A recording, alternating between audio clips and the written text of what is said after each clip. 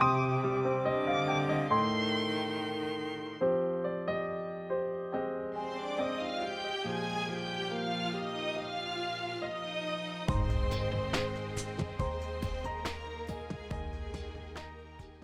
aspectos que se consideran importantes. Atributos de la personalidad en su segunda parte. ¿Qué vamos a estudiar?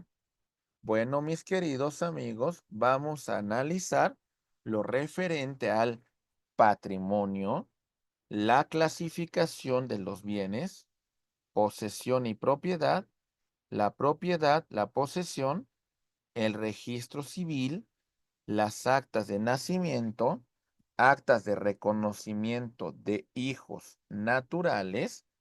Vamos a seguir con las actas de adopción, la tutela, actas de matrimonio, actas de divorcio, actas de defunción. Muy bien, perfecto. Estos son los temas que vamos a empezar a estudiar. Bien, iniciamos entonces con ellos. Muy bien. Patrimonio. ¿Qué es? Todo aquello susceptible de valoración económica. Hay que distinguir las cosas que están fuera de nuestro patrimonio y las cosas que podrían estar dentro de nuestro patrimonio. La cosa pública, la cosa común, la cosa sin dueño y las cosas de derecho divino. Bueno, la cosa pública, que no nos pertenecen a ninguna persona, que de alguna manera sirven para la prestación de un servicio público, es el principal lugar donde la autoridad va a residir y va a cumplir con las obligaciones de representación que tiene con los gobernados. ¿Ok? La cosa común de la cual pues todos tenemos un derecho subjetivo. El aire, el agua, el mar, los ríos, las montañas, la nieve, etcétera, etcétera. Las cosas sin dueño, los bienes inmuebles que no se conozca un dueño, se conocen como bienes vacantes. Los bienes muebles de los cuales se desconoce un dueño, se le conoce con el nombre de bienes mostrencos. ¿Ok? Bien.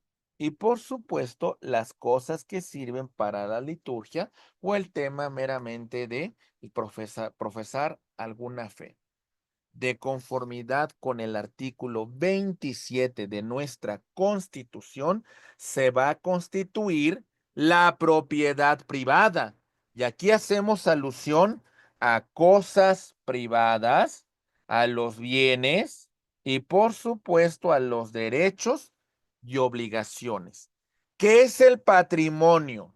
El patrimonio lo vamos a dividir en dos: un patrimonio activo, todo aquello dentro de nuestra masa patrimonial que tiene un contenido económico, y un patrimonio pasivo que se integra por el total de las obligaciones del titular del patrimonio. Muy bien. Vamos a hablar de los bienes, vamos a hablar de las cosas que conforman nuestro patrimonio. ¿Cómo las vamos a clasificar? Ahí está. Clasificación de los bienes, de acuerdo con su movilidad: bienes muebles y bienes inmuebles. Los bienes muebles se pueden trasladar de un lugar a otro, ¿sale? Esto sea por una fuerza exterior, ¿ok? Y tenemos los semovientes que se van a trasladar por sí mismos, como es el caso de las mascotas, ¿ok? Muy bien. tenemos que los bienes inmuebles van a permanecer fijos en la tierra, ¿sale? Tenemos árboles, tenemos muros, tenemos una casa, tenemos ahí, por ejemplo, una columna, ok, o tenemos bienes que al principio eran muebles y al momento de incorporarse a un bien inmueble, este bien adquiere esta característica, porque no se puede separar de él sin que le cause una afectación. En ese caso, ese bien mueble se va a incorporar dentro de la naturaleza de un bien inmueble. Bien, de acuerdo a la posibilidad que tiene de ese bien, hablamos de fungibles y no fungibles. ¿Cuáles son los bienes fungibles? Pueden ser sustituidos por otros. Los bienes fungibles vamos a sustituirlos por su misma calidad, por su mismo peso, por de alguna manera el mismo volumen, ¿vale? Por el mismo valor, etcétera, etcétera. Pueden ser sustituidos por otro. Por ejemplo, si A le presta la cantidad de 50,000 pesos a B, ok, B se compromete al pago de esos 50,000 pesos, pero por supuesto que no le va a entregar esos mismos 50,000, sino va a entregar otros billetes cuya denominación hace que alcancen esos 50 más los intereses que hubiese generado dicho préstamo. ¿Ok? Bien. O por ejemplo, en el caso de que hagamos un intercambio, vamos a verificar el valor de una joya para que pueda ser objeto de una prenda y se nos otorgue un crédito y esta prenda con el objeto de garantizar el cumplimiento de una obligación. Y tenemos en los bienes no fungibles, ok, que no pueden ser sustituidos por otros. ¿Por qué? Porque en este caso hacemos referencia principalmente a bienes cuya naturaleza es única, es individual, ¿sale? Como por ejemplo, una obra de arte, ok, vamos a señalar que es un bien no fungible porque esta obra de arte es única, es individual. No hay otra igual. Entonces hacemos referencia a un bien no fungible. Siguiente clasificación. Tenemos, por supuesto, la clasificación de acuerdo con la certidumbre de su propietario. Los bienes mostrencos, bienes muebles abandonados, bienes muebles de los cuales desconozcamos nosotros a su propietario y los bienes inmuebles sin titular, sin alguien que los posea, los conocemos como bienes vacantes. ¿Ok? Muy bien. Y tenemos de acuerdo a su movilidad, a su materialidad, lo vamos a dividir en dos, corpóreos o incorpóreos.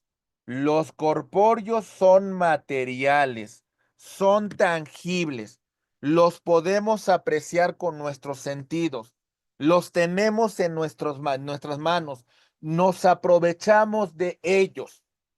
Y los incorpóreos son intangibles. Pero ¿qué creen? vamos a poder explotar ese derecho, vamos a poder beneficiarnos del mismo.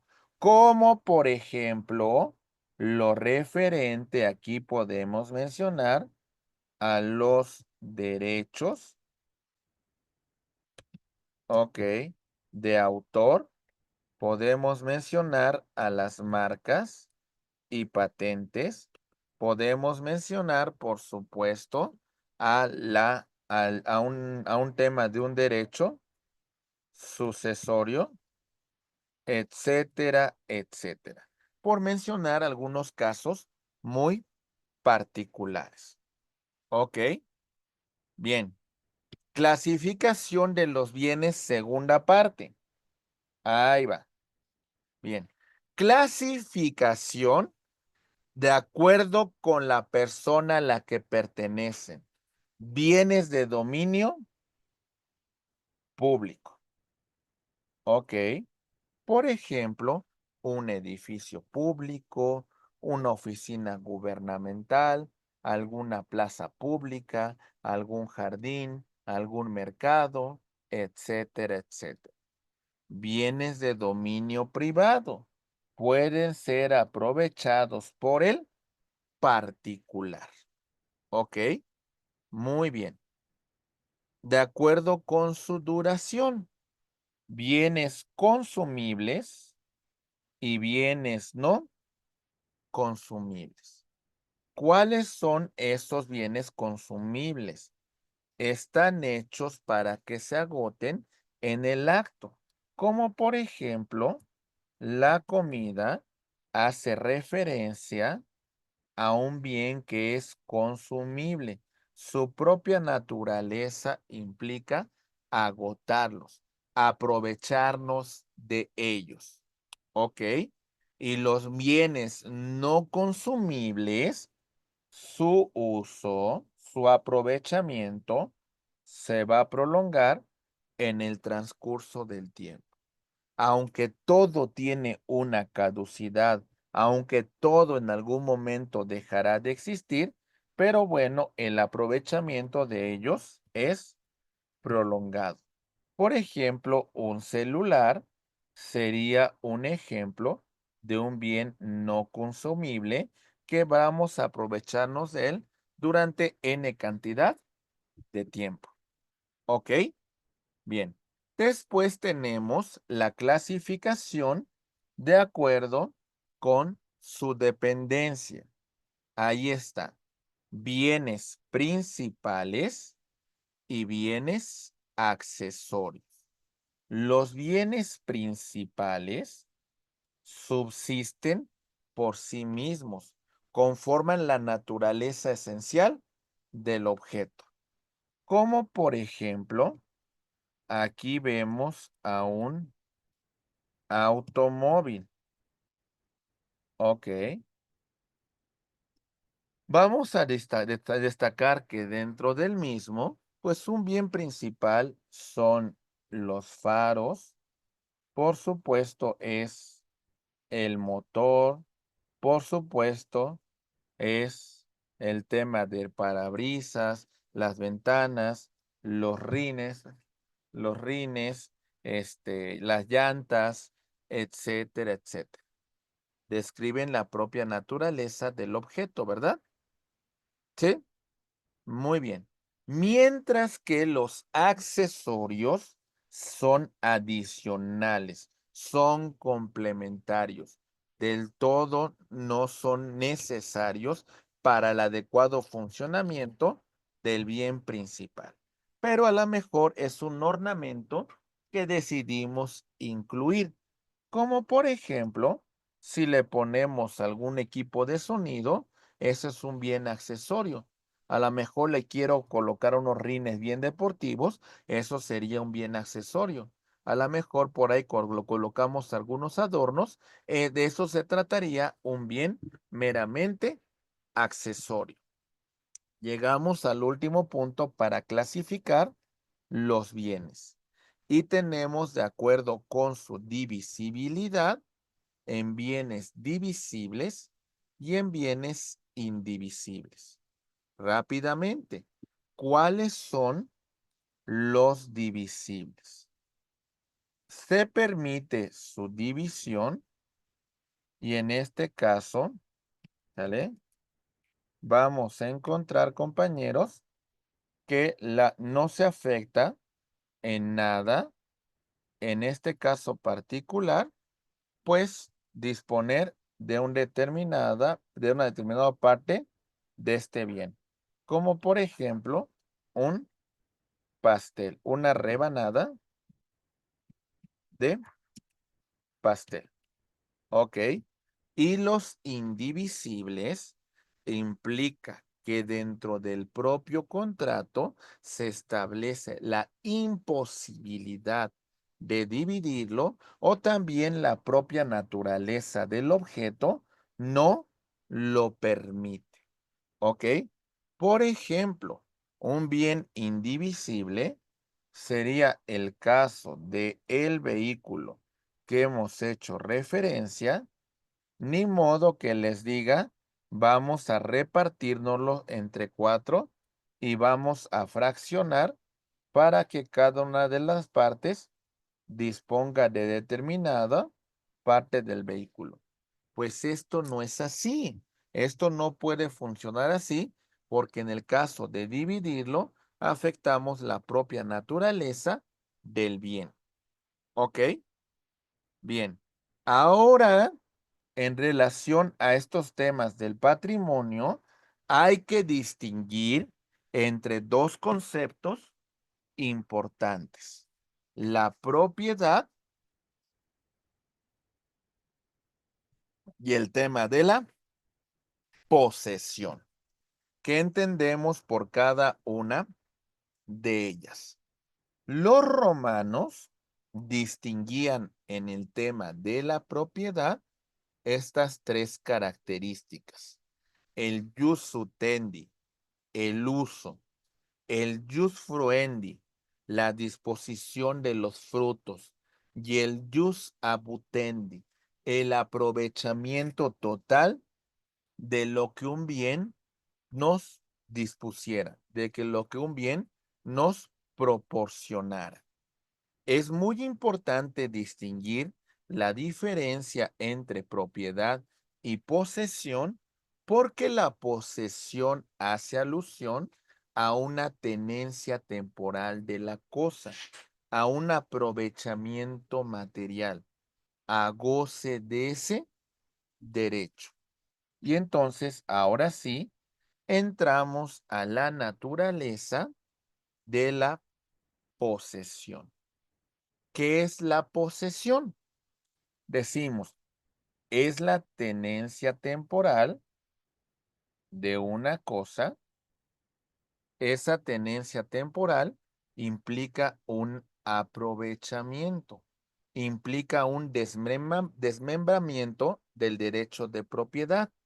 Es un goce del derecho, como hemos dicho con antelación, ejercido por nosotros mismos o por otro a nuestro nombre. Cuando hablemos nosotros de la posesión, hay que hablar del animus y del corpus. El animus, la detentación material de la cosa y disponer de ella como si fuésemos propietarios, y el corpus implica esa detentación material, ese poder que ejercemos sobre la cosa. Muy bien. Ok. En general, podríamos aducir que estos atributos que hemos hecho referencia son fundamentales y son muy importantes para hablar de la naturaleza del patrimonio. ¿Ok? Prácticamente con estos puntos hemos estudiado lo que se refiere a atributos de la personalidad. Ya pasamos por cada uno de ellos y entonces hemos estudiado lo referente con, en este caso, compañeros, hemos estudiado el tema de el nombre, ya pasamos por el domicilio ya avanzamos y estudiamos lo referente a la capacidad, hicimos referencia al estado de las personas, hablamos de el patrimonio, ya hasta cierto punto nos introducimos, ahí voy, nos introducimos al derecho, al tema de la nacionalidad. ¿Ok? Estos son los atributos de la persona física. Ahora vamos a empezar con una cuestión muy importante que tiene que ver con las actas del registro civil. ¿De acuerdo? Pero bueno, vamos al registro civil. Y ya vemos los antecedentes con las leyes de reforma. Si nos remontamos a ese antecedente en las denominadas leyes de reforma, prácticamente el registro civil, aquí pongo una línea del tiempo,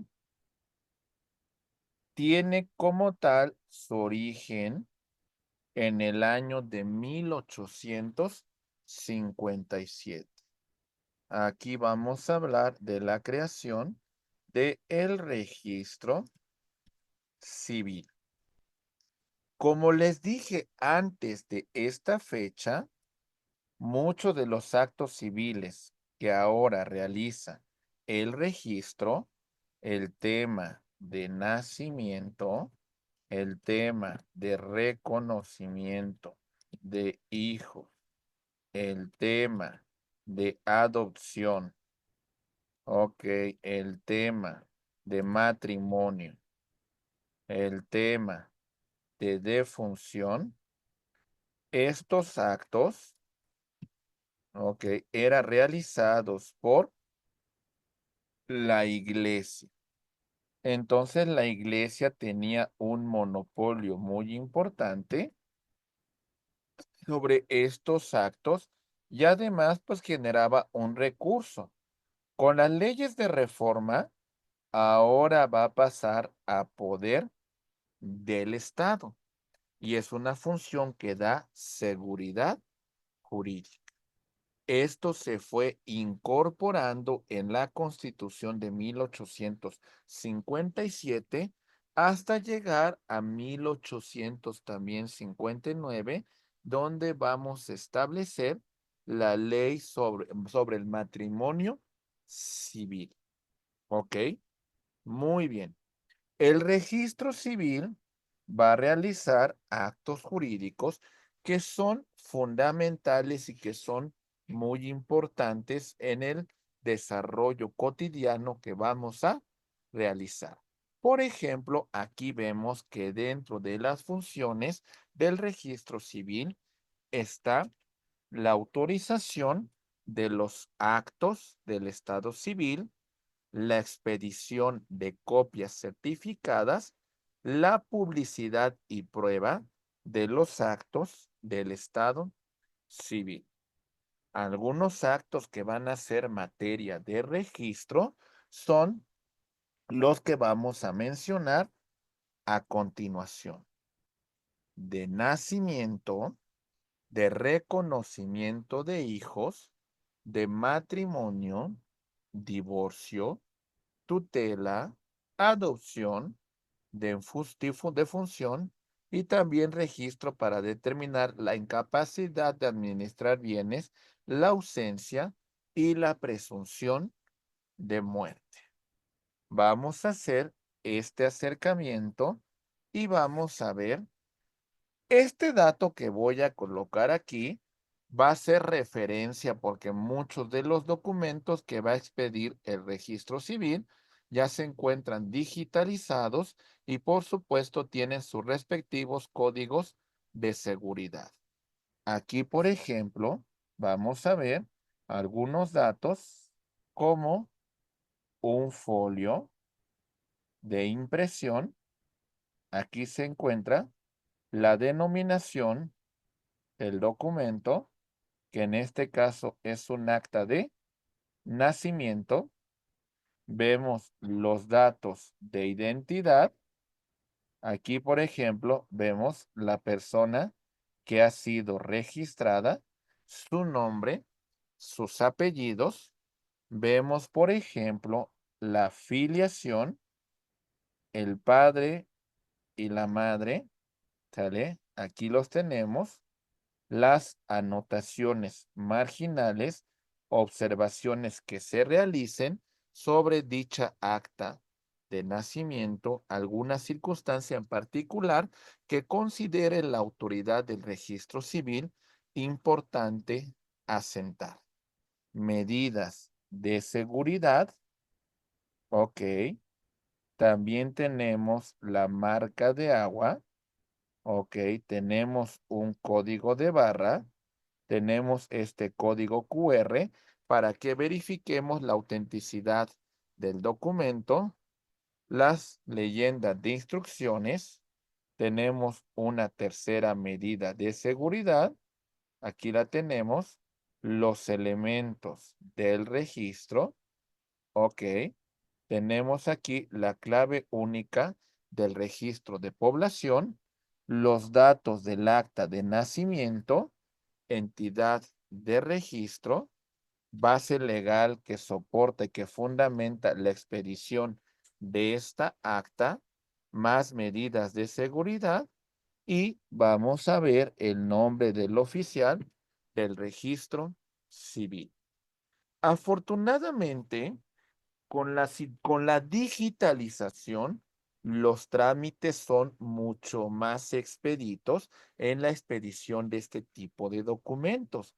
Es más, como lo comentó el maestro Jorge al principio de la sesión, hay que procurar que esté vinculada nuestra acta de nacimiento, en este caso nuestra CURP, con el registro civil, porque si no, vamos a tener problemas y nuestra CURP no se va a encontrar certificada. Son algunas de las medidas de seguridad que hay que considerar en relación a documentos expedidos por el registro civil.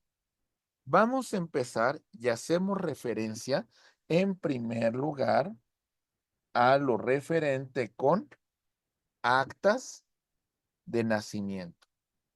Ok, se va a extender ante dos testigos. Estas actas contienen el día, la hora de nacimiento, el sexo presentado, el nombre y apellido, y se va a insertar si es presentado vivo. Se tomará la impresión digital del presentado. Si se trata de hijo de padres desconocidos, se le va a poner el nombre y apellidos que señalados por el oficial del registro civil. Avanzamos y vemos lo siguiente. Ahí va. Si es hijo de matrimonio, se asentarán el nombre de los padres, sus domicilios, de los abuelos, de las personas que asistieron a su presentación. El nombre de la madre deberá siempre de asentarse. Tienen la obligación de que su nombre figure dentro de el acta. Aquí tenemos esa referencia de nuestra acta de nacimiento, con los elementos de seguridad que ya hemos destacado con antelación. Ok, bien, vamos a ir viendo todos estos elementos. Ahí va. En este caso, tenemos un número de identificador electrónico. Ok, lo vemos aquí. ¿De acuerdo? Tenemos la clave única del registro de población, ¿sale? ¿Y qué va a acreditar? Pues esa vinculación entre esta clave y esta acta de nacimiento.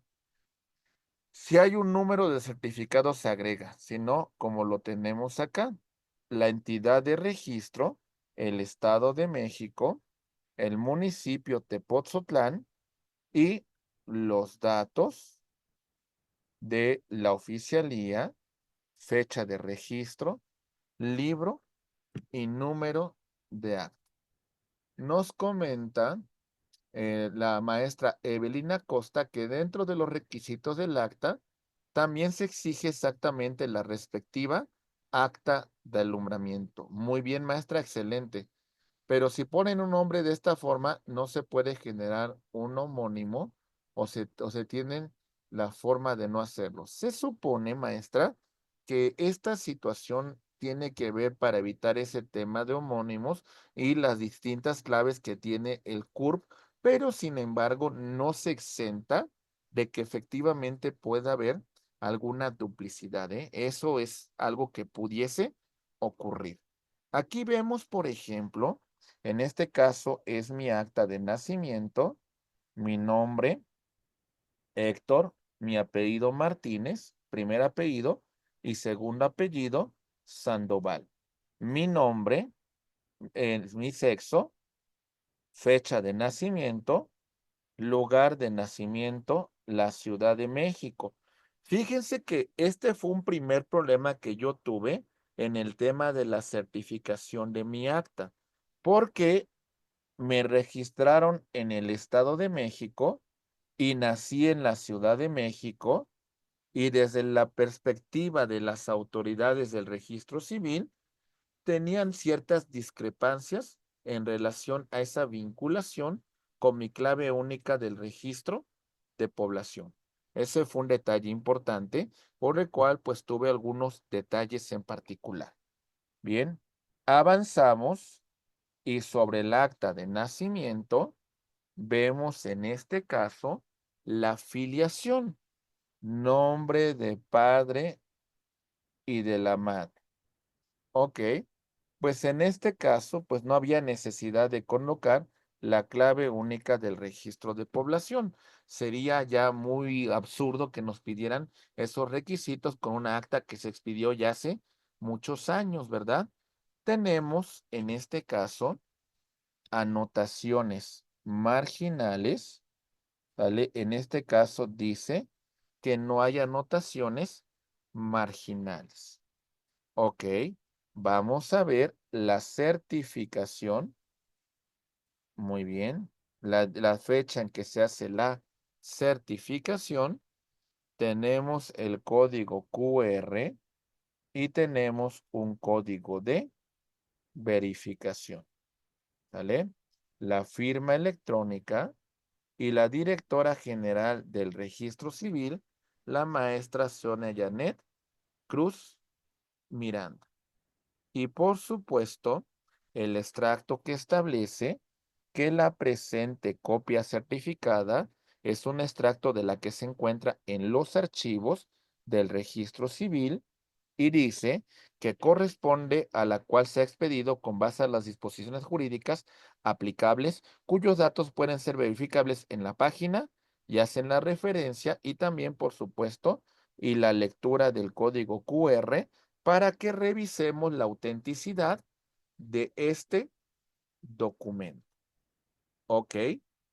Ahora vamos a revisar también la vinculación de esta acta de nacimiento con nuestra clave única del registro de población. Ahí va. Ok. Aquí está mi CURP. Aquí está mi nombre. ¿De acuerdo? En esta parte inferior vemos esa vinculación y dice lo siguiente. Dice, CURP certificada, verificada con el registro civil. Y dice los CURP asociados por corrección. ¿Vale? Tuve problemas para tramitar mi CURP porque tuve que hacer las correcciones correspondientes y ya vincularon el CURP que tengo asociado con esa acta de nacimiento. Esto es muy importante porque nuestra clave única del registro de población sin certificación ya no tiene ninguna validez. Entonces, en este sentido, mis queridos maestros, si ustedes dentro de sus documentos que van a ingresar a la universidad tenemos este problema, mejor tenemos que resolverlo ya. Si lo podemos subsanar, adelante. Verifiquen que sus CURPS se encuentren debidamente certificadas. ¿Ok? Bien. ¿Qué es lo que contiene mi clave única del registro de población? Veámoslo a continuación. Ahí va.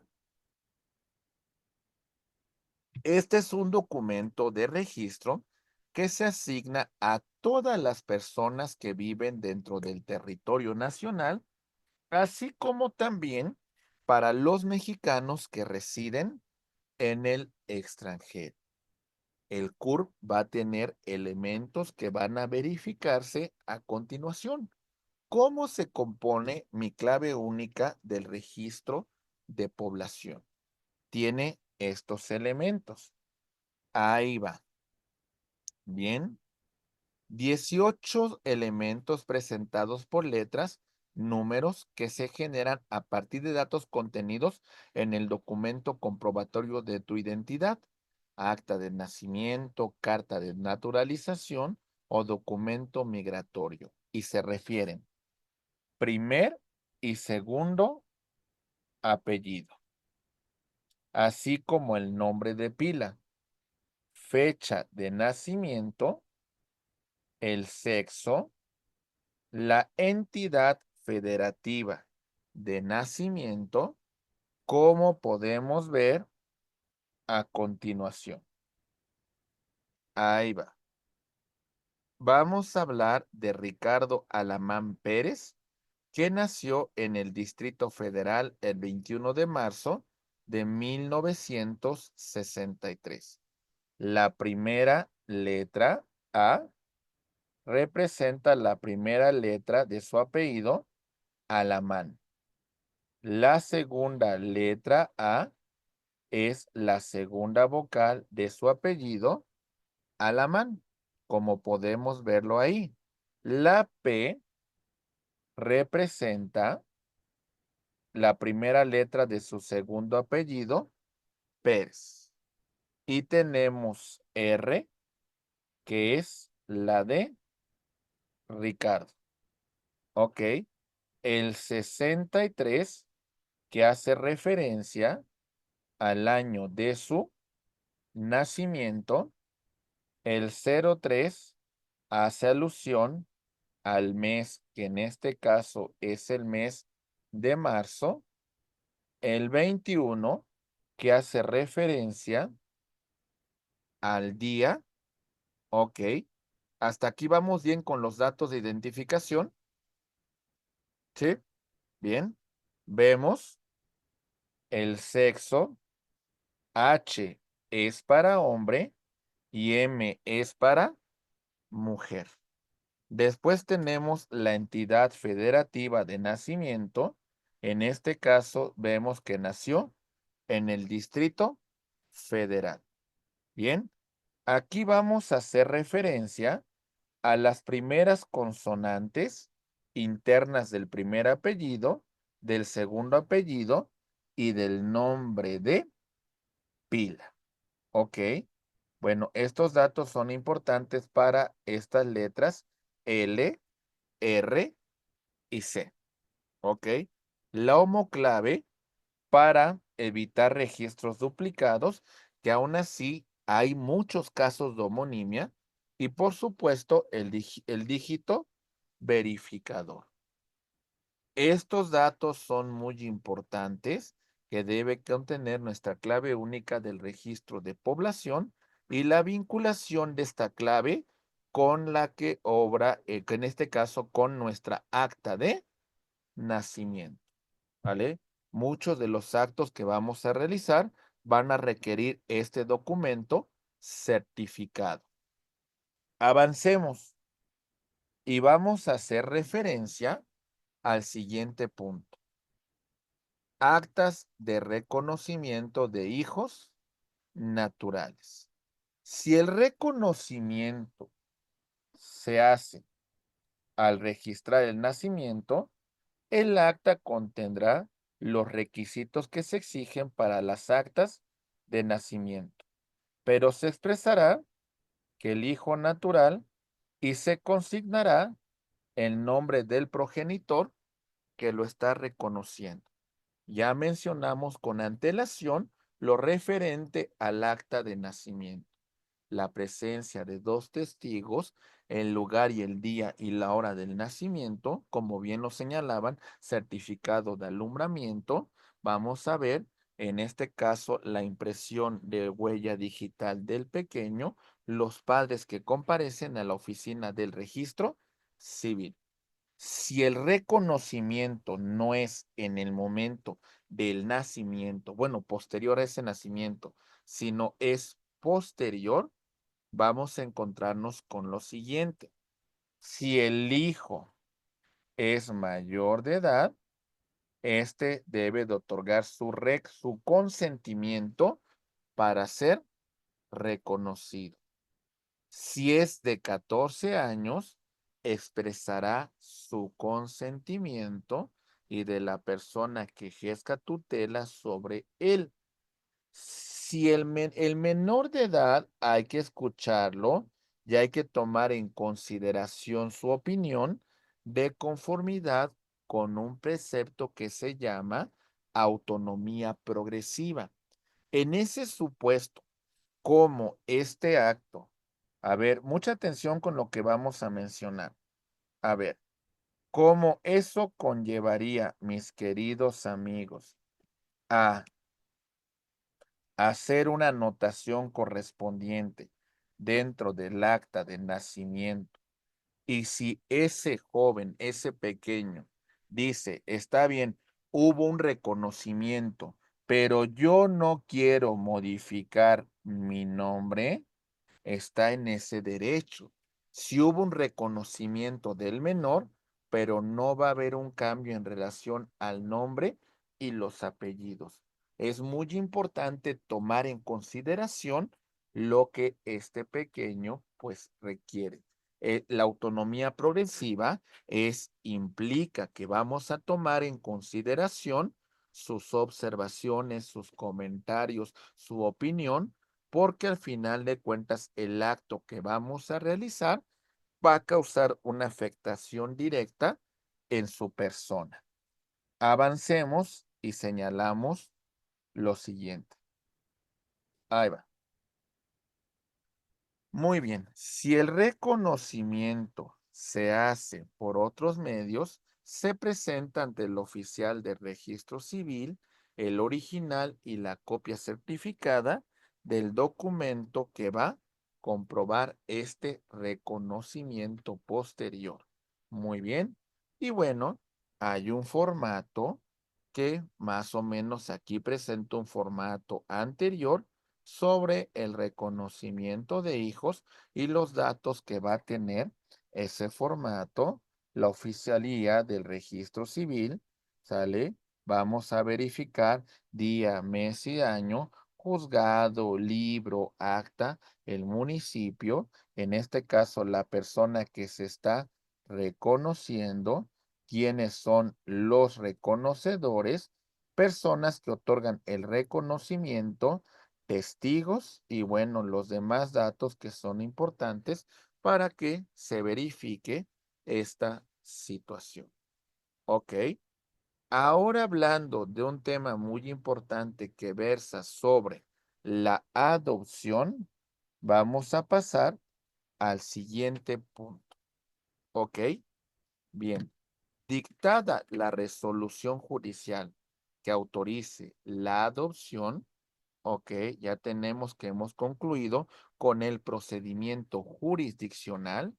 El juez va a remitir en un término de 8 días copia certificada de las diligencias al oficial del registro civil. El oficial del registro civil, con comparecencia del adoptante, va a levantar el acta correspondiente. Hay que considerar aquí datos que pueden ser muy importantes. Ok, ahí va.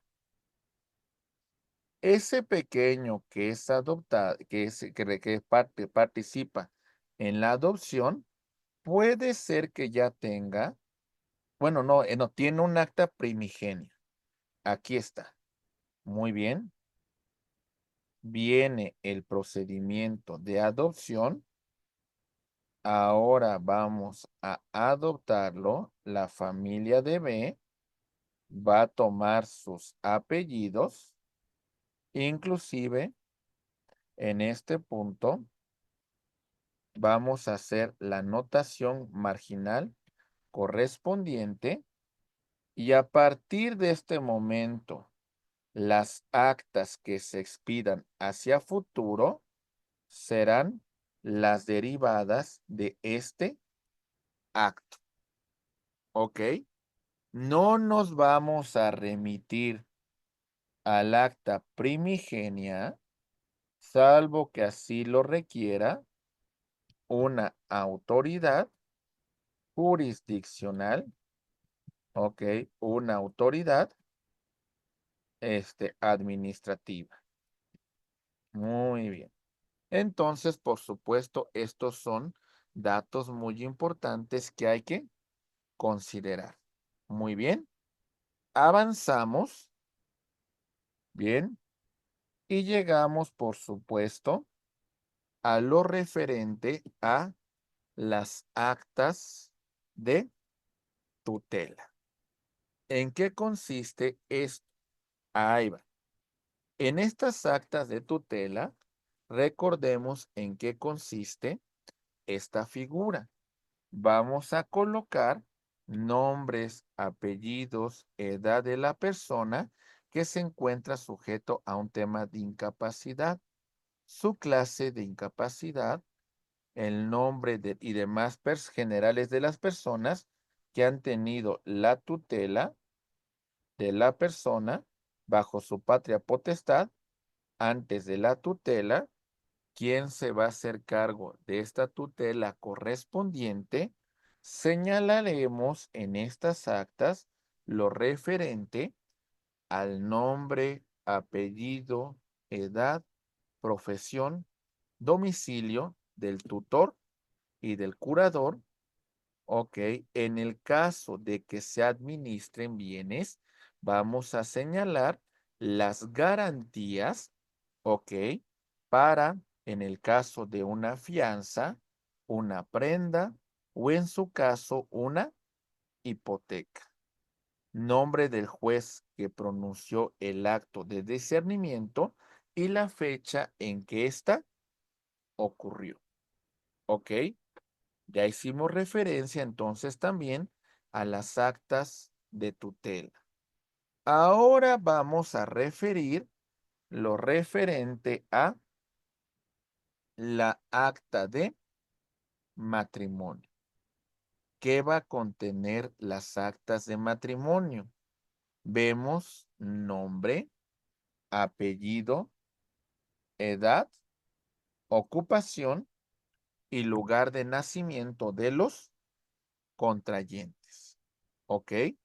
Tenemos nombre, apellido de los padres, ¿sale? Se hará contar si hubo impedimentos y en el caso de haber impedimentos, el respectivo dispenso, la declaración de los contrayentes, ¿sale? Que es su voluntad de unirse a matrimonio, la declaración del oficial del registro civil que han quedado unidos en matrimonio y que se hará en nombre de la ley y de la sociedad. ¿Sale? ¿Qué más va a contener estas actas de matrimonio?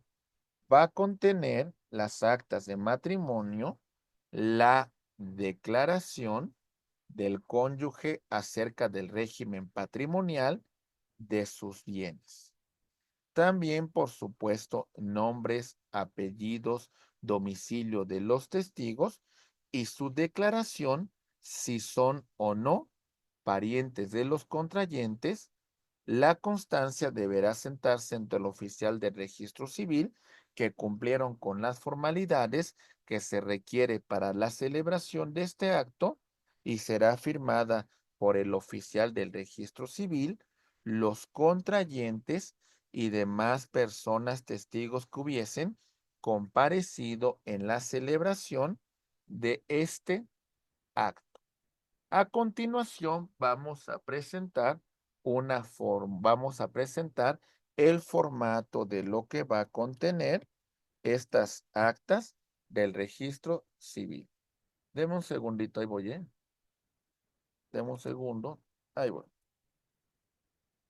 Ay, ay, ay.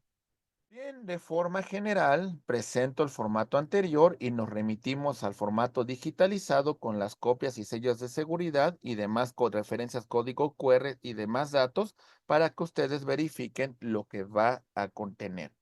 Es importante señalar, en este caso, tenemos el formato de acta de matrimonio, tenemos el juzgado, el libro, el acta, localidad, la hora, el día, el mes y el año en que se contrae matrimonio, el municipio, tenemos quiénes son los contrayentes, se establece el nombre, apellidos de los contrayentes, su lugar de nacimiento, su nacionalidad y bueno, mis queridos amigos, vemos en el nombre de los padres de los contrayentes, los testigos que comparecieron y las firmas, así como sus respectivas huellas de los contrayentes. Tenemos las firmas de los padres y también, por supuesto, de los testigos que han comparecido en el acto que se está celebrando. ¿De acuerdo, compañeros? Tenemos un formato general sobre esta acta de matrimonio. Avanzamos y vemos la referencia con las actas de divorcio. Ok, una vez concluido este procedimiento que disuelve el vínculo matrimonial, el juez que conoció de la causa va a remitir copia de la sentencia al registro civil. El registro civil redactará el acta correspondiente. Dentro de esta acta se contendrá nombres, apellidos, edad, ocupación, domicilio, fecha, número de acta y oficina en la cual se celebró el matrimonio. Entonces, en este punto vamos a tener este formato en donde vamos a representar nuestra respectiva acta de divorcio. Aquí vienen los datos del juzgado, libro, acta, localidad. Vamos a ver los datos de las personas que se están divorciando, datos del acta de matrimonio de las personas que se están divorciando y este extracto de lo que se establece en relación a la sentencia que disuelve este vínculo matrimonial. Se hace la anotación marginal correspondiente en el acta de matrimonio para cejar constancia de que ese matrimonio ha sido disuelto como consecuencia de la resolución que ha emitido el órgano jurisdiccional. Y bueno, en ese sentido, vemos que ya tenemos la disolución de este matrimonio. Rápidamente avanzamos y vamos a revisar el tema de las actas de defunción, cuáles son los elementos que van a contener las actas de defunción.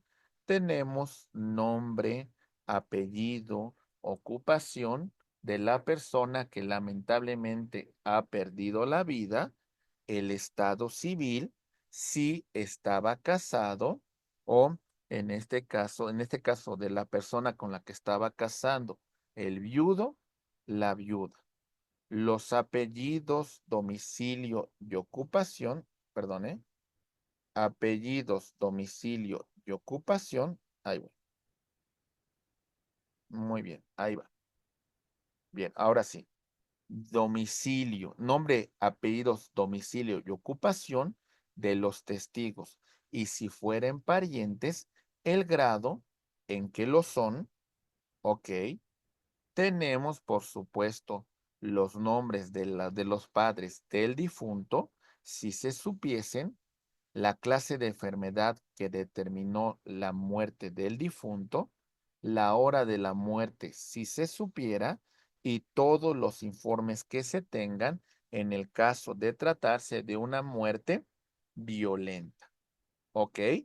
Bueno, estos son elementos muy importantes que hay que considerar en relación de nuestra acta de defunción. Y aquí vemos los datos de nuestra acta de defunción. Vemos la oficialía, libro, acta, fecha de registro, localidad, municipio, entidad federativa, nombre de la persona que ha perdido la vida, su sexo, su estado civil, fecha de nacimiento, su lugar de nacimiento, el nombre de su cónyuge en el caso de él que lo tuviera, los nombres de sus padres si se supiesen, por favor, los datos del fallecimiento, la fecha de defunción, la causa de la muerte y si podemos redactar en el caso de tratarse de una muerte violenta, las circunstancias correspondientes que conllevaron a esa muerte, la firma del oficial del registro civil, sello de, en este caso, del registro civil y tenemos los datos referentes a nuestra acta de defunción. Muy bien. Estimados amigos, esto por lo que respecta a las actas que emite nuestro registro civil. Avanzando con los temas y con la última parte que quiero exponer frente a ustedes para llegar a la conclusión, solamente es un breve comentario en relación al Código Nacional de Procedimientos Civiles y Familiares, sobre todo algunos de los aspectos importantes que éste considera. A lo largo de esta sesión, hemos analizado todo lo referente con antecedentes del derecho civil, hemos analizado lo referente a la naturaleza de la ley, estudiamos lo referente al acto jurídico, por supuesto también hicimos referencia principalmente a temas tan importantes como son los atributos de la persona física, de la persona moral y la conclusión con estas actas que emite el registro civil. Como todos ustedes sabrán, en el tema de procedimientos civiles, hubo una reforma constitucional importante que faculta al Congreso en la creación de un código de procedimientos civiles nacionales. Esta reforma ocurrió por ahí del año 2017. ¿Sale? Se le dio facultades al Congreso para legislar sobre un Código Nacional de Procedimientos Civiles. Había una cuestión de que se establecía 180 días hábiles para el establecimiento de este código. Estimados maestros, ¿qué pasa si hay un mandato constitucional que obliga al legislador en el tema de legislar sobre una norma y no lo hace? ¿Podríamos decir que ese acto de autoridad puede ser combatido a través del juicio de amparo?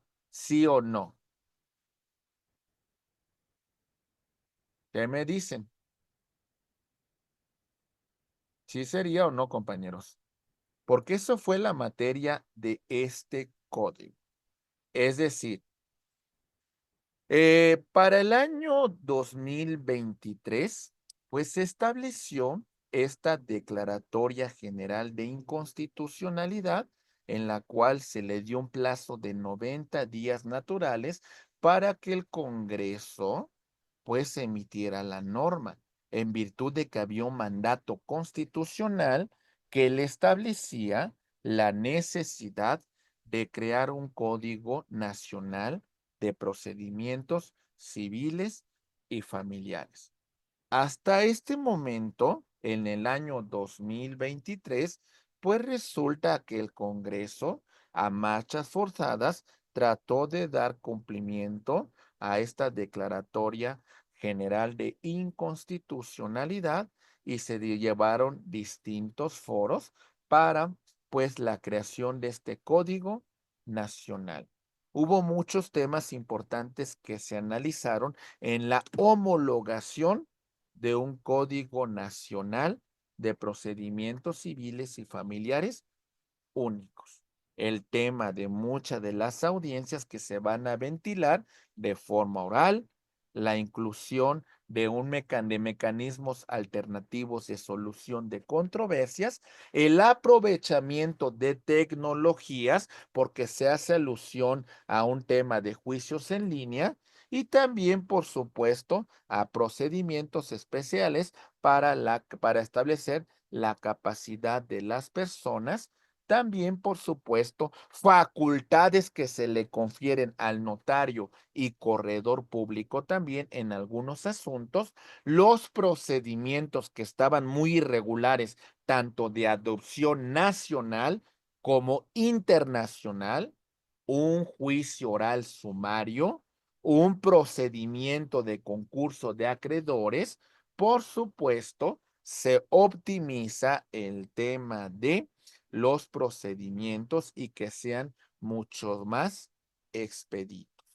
Estimados amigos, lo que vamos a tener es la aprobación de un Código Nacional de Procedimientos Civiles y Familiares único.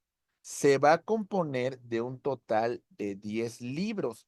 ¿Y qué regula cada uno de los libros? Porque hay un total de 1191 artículos y tenemos 20 artículos transitorios.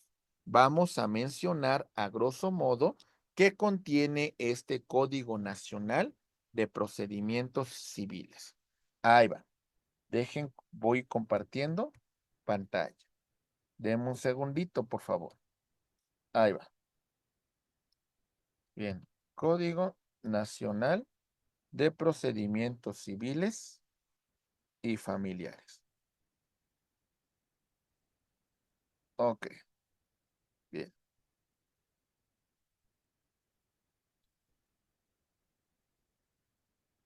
Muy bien. Libro primero del Sistema de Impartición de Justicia Civil y Familiar. Ok.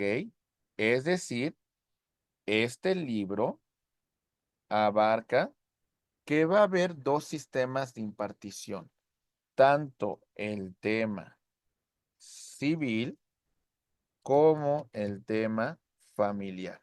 Le va a dar su propia autonomía al derecho familiar. Va a tener procedimientos muy particulares la cuestión del derecho familiar. Estos son reglas generales del sistema de impartición de justicia, plazos, términos, impedimentos, el tema referente con recursos que se pueden presentar, la cuestión de los plazos para dirimir conflictos, etcétera, etcétera. Esto por lo que respecta al libro primero. El libro segundo hace referencia a procedimiento oral en materia civil. Ok. Procedimiento oral y distingue nuevamente entre procedimiento civil y el procedimiento familiar. Ok. Normalmente estos juicios se plantean que tenga una fase escrita. Ok. Y posteriormente vamos a tener una fase oral. La fase oral se va a dividir en dos etapas. En la audiencia preliminar Ok, y una audiencia, juicio. Muy bien. Y la fase escrita se compone de presentación de demanda, el emplazamiento, contestación de la demanda, la posibilidad de que se presente reconvención y la contestación a la reconvención. De forma general, distingue esos dos aspectos. Pero este libro segundo sigue hablando de generalidades del procedimiento oral. Porque tenemos un libro tercero. Aquí mencionamos el libro tercero que hace referencia a cuestiones de justicia civil. Ok. Y el libro cuarto hace una referencia al tema de la justicia, ok, familiar. Muy bien. Ok, esto tiene mucha importancia dentro del conocimiento de este código porque vamos a tener pues características muy particulares de los juicios que se van a ventilar tanto en el tema civil como en el tema de justicia familiar. Está bien estructurado y me parece que hay muchos elementos que hay que tomar en consideración. El libro quinto del Código Nacional hace referencia a los juicios universales. Ahí va. Ok, juicios universales. ¿Cómo es el tema de el juicio sucesorio, tanto testamentario como intestado o legítimo? Ok. Por supuesto, hace alusión también a otro juicio universal, como es el tema de el concurso de acreedores. Ok. Para el caso de sociedades civiles y asociaciones civiles que deban disolverse y deban de liquidarse de forma anticipada. Esto lo vamos a tener en nuestro libro quinto de nuestro Código Nacional de Procedimientos Civiles y Familiares. En el libro sexto vamos a hacer alusión a las acciones colectivas. Ok, es decir, aquí vamos a tener un litisconsorcio activo en la cual vamos a tener que varias partes, varias personas físicas o morales se pueden adherir a una acción. Lo importante de estas acciones colectivas es que se designe un representante común para ventilar esta controversia. Y la resolución que se dicte en las acciones colectivas, pues tendrán una gran implicación en derechos, no solamente de las partes involucradas, sino los efectos de estas acciones colectivas pueden tener efectos erga omnes, con efectos generales. También, por supuesto, se hace alusión en el libro número 7 a los recursos. Algunos recursos que si no más recuerdo que regula es el recurso de apelación, ok, el recurso de queja. Estos recursos van a ser lo que conocemos como verticales. Ok. Se promueven ante la misma autoridad que lo emitió y se van a remitir al superior jerárquico para que confirme, modifique o revoque. Y tenemos recursos como la revisión, ok, y como la reclamación. Y demás recursos que estos son de naturaleza horizontal. Muy bien. También hay otros recursos, exactamente ahorita no lo recuerdo, pero bueno, es importante analizar esta parte en particular sobre los recursos que contempla nuestro Código Nacional de Procedimientos Civiles y Familiares. Muy bien. También, por supuesto, se regula en un libro octavo un tema muy particular que tiene que ver con el tema de la justicia digital. Ok. Todos los procedimientos civiles, todos los procedimientos universales, todos los procedimientos familiares se pueden ventilar tanto por la vía oral tradicional como también a través del sistema de justicia digital, que implicaría que muchas de las acciones vamos a subirlas a una plataforma, vamos a cargar ahí los documentos, hay que contar con nuestra firma electrónica, mis queridos maestros, para que muchas de estas acciones así las vamos a ventilar.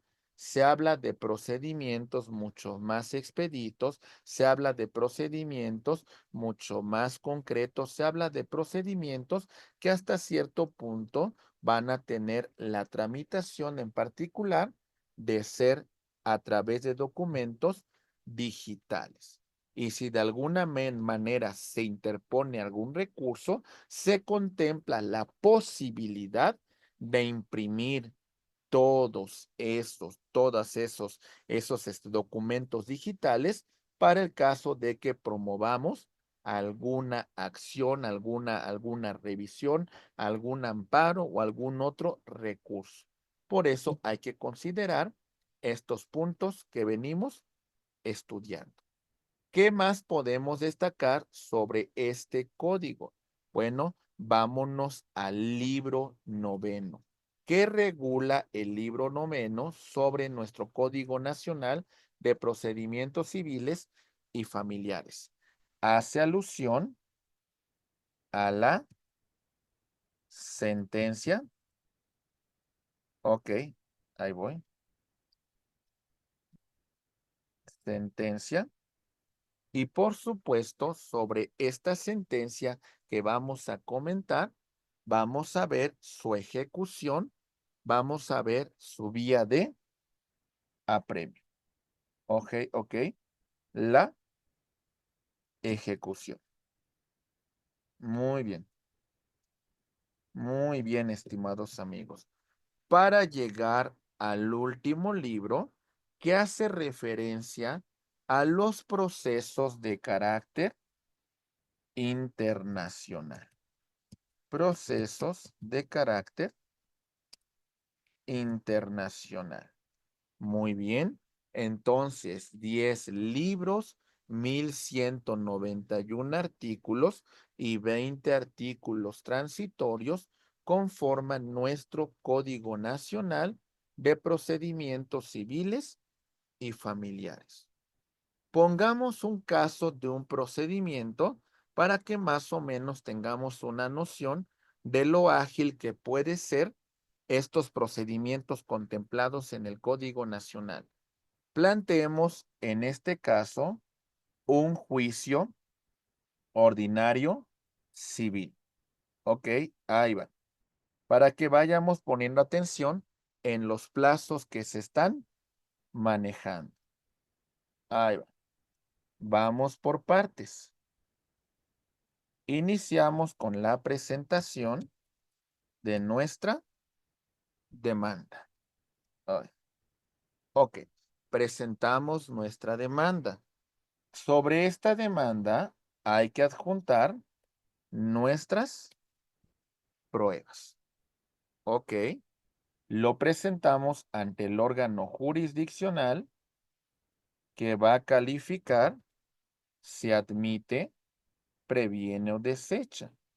En el caso de prevenir, se nos va a dar un plazo de 3 días para subsanar el motivo de prevención. Ok. Si cumplimos con esa prevención o en el caso de admitirse la demanda, ok, vamos a continuar. Ahora, mis estimados maestros, se va a asignar a un secretario actuario para que realice el emplazamiento. Entonces, seguimos con el emplazamiento. Ok. Sobre este emplazamiento, una vez que se lleve a cabo, bueno, vamos a tener que la parte demandada va a tener un plazo de 15 días para contestar la demanda y tendrá que ofrecer sus pruebas en el mismo documento. Si presenta reconvención, ok, hay que emplazar al actor, ok, y le vamos a dar un plazo de 15 días para que dé contestación a la reconvención. ¿Se entiende, mis queridos abogados? ¿Vamos bien? ¿Sí? Ok. ¿No me le puede Sí, poner en los 15, en el sí. 15 días y 15 días? ¿Por Ok. qué? Estos 15 días es para la contestación de la demanda y estos 15 días es para que el actor conteste la reconvención en el caso de que se hubiera presentado reconvención al momento de dar contestación. Ok. Si en el, Ok, si en el escrito de contestación o en la reconvención se presentan excepciones procesales, ok, es muy importante, mis queridos abogados, que se le dé vista a las partes y en un plazo de 3 días se resuelvan estas excepciones procesales que se han presentado. Hasta este punto, vamos a terminar con la fase escrita, ¿ok? Del juicio ordinario civil. Ahora vámonos con una fase oral e iniciamos con la llamada. Aquí le pongo otro color. Vamos a continuar con la audiencia preliminar, ¿ok?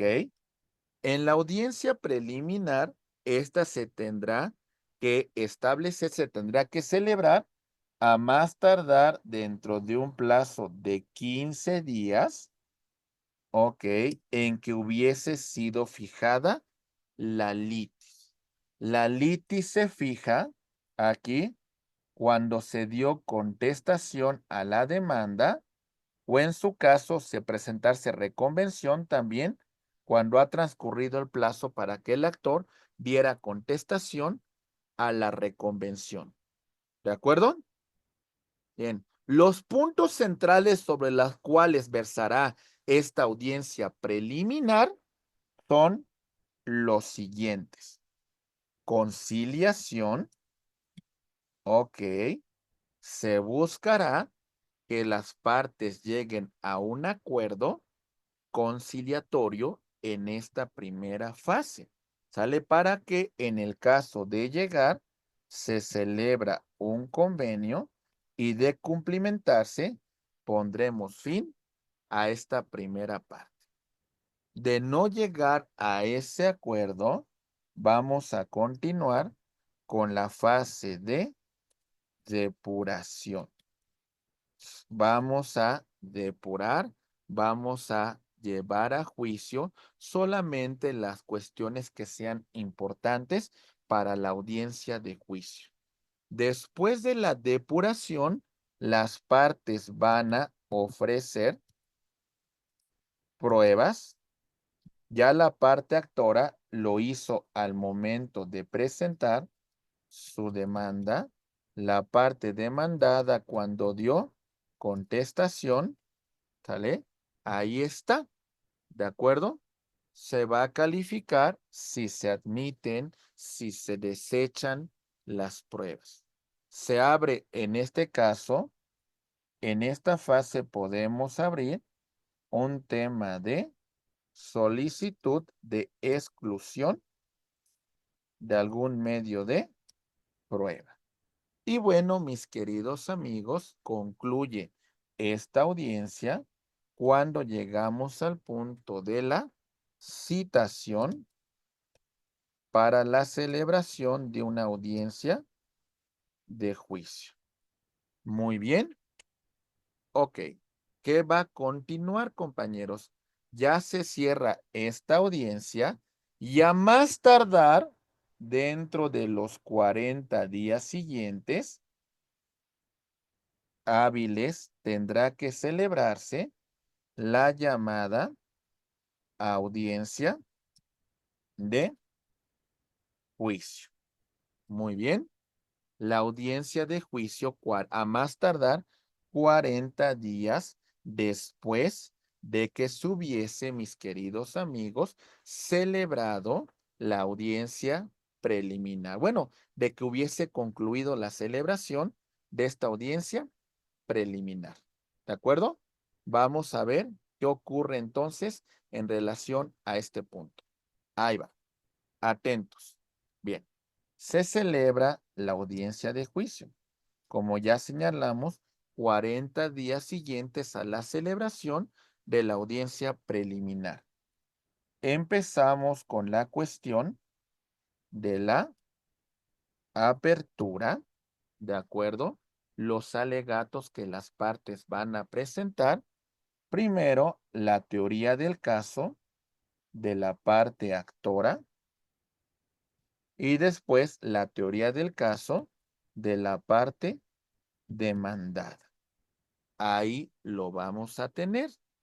Después de la apertura, vamos a tener lo referente al desahogo de pruebas. Desahogo de pruebas. Ok. Primero, las pruebas que fueron admitidas en la audiencia preliminar de la parte actora y después las pruebas de la parte demandada. Si ya ha concluido, ya se han desahogado las pruebas, ya hemos cerrado esta fase y llegamos al punto donde se van a formular los alegatos de cierre. ¿Ok? Muy bien. Las conclusiones que las partes llegan sobre el presente juicio se declara visto el presente asunto y se procede al dictado de una sentencia oral, la cual en ese caso se va a decretar un receso y podemos establecer también su continuidad 10 días siguientes después de concluida esta audiencia. Entonces, atención, vamos a cerrar esta audiencia, se va a dictar sentencia oral y se va a establecer un plazo de 10 días para que se dicte esa sentencia y se dé la lectura correspondiente. ¿Ok? Una vez que se ha dictado sentencia y en audiencia se dé lectura a la misma, las partes tienen un plazo de 3 días para pedir aclaración sobre esta sentencia. Se podrá promover recurso de apelación contra esa sentencia, recurso de queja o en su caso una reposición en segunda instancia. Recordemos que el recurso de apelación va a presentarse contra la sentencia. En este caso, el recurso de apelación, tenemos un plazo de 9 días para la presentación de este recurso. Lo vamos a realizar de forma escrita. Esta apelación va a tener también una audiencia oral, se desahogan pruebas supervinientes y pues de alguna manera se va a confirmar, modificar o revocar esta resolución. Pero en general, lo que quiero que vean así a grosso modo, pues es que considero que se plantean procedimientos expeditos, se plantean juicios simplificados, se plantea de alguna manera encontrar una solución pronta a una controversia que se presente sobre este tipo de materias. Este es el caso de un juicio oral civil ordinario, ¿vale? Así como se va a plantear. Realmente algunos juicios van a cambiar, pues en el tema de los plazos, en el tema de algunos términos, los recursos que se van a interponer, pero vean, creo que no está muy complejo, ¿verdad? Creo que cómo se va tramitando nos establece pues cierta simplicidad. Pues bueno, 10 libros me parece que adecuados con los temas que se tienen que analizar en un tema procesal, impartición de justicia civil y familiar, procedimiento civil, procedimiento familiar. Vamos a hablar también, por supuesto, de los juicios universales. También, por supuesto, este tema que me pareció interesante, las acciones colectivas, los recursos, justicia digital, el cumplimiento de sentencias y, por supuesto, los procesos de carácter internacional.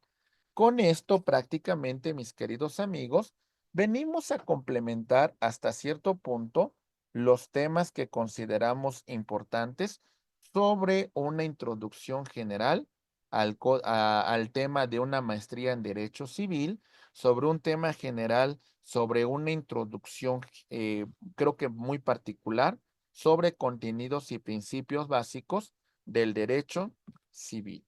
Tenemos bastante que estudiar, tenemos mucho que aprender sobre esta maestría. Creo que hay bastantes puntos importantes.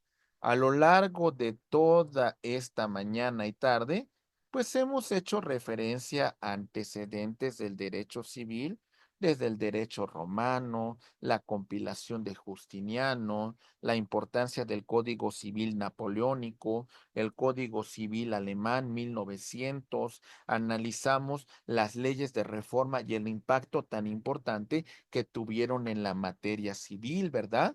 Hemos analizado la naturaleza del derecho civil, las características principales del derecho civil. Hemos entrado al tema referente con la teoría de la ley. Hemos argumentado sobre los elementos de aplicación de la ley en el espacio, en el tiempo, la observancia de la ley y el cumplimiento obligatorio. Analizamos la clasificación de la ley, estudiamos la jerarquía normativa, hablamos del bloque de constitucionalidad y bloque de convencionalidad de forma muy general. Entramos al análisis del acto jurídico, distinguiendo los elementos de existencia con los elementos de validez del acto jurídico. Clasificamos el acto jurídico, señalamos las personas que intervienen dentro del acto jurídico y hablamos de la ineficacia del acto jurídico para iniciar con el tema de el estudio de, en este caso, los atributos de personas físicas y de personas morales. Capacidad, nombre, domicilio, el estado de familia, el patrimonio, la nacionalidad, etcétera, etcétera. Y bueno, llegamos a esta conclusión sobre esta primera asignatura de su materia. Estimados amigos, es un tema de introducción, es un tema de aprendizaje.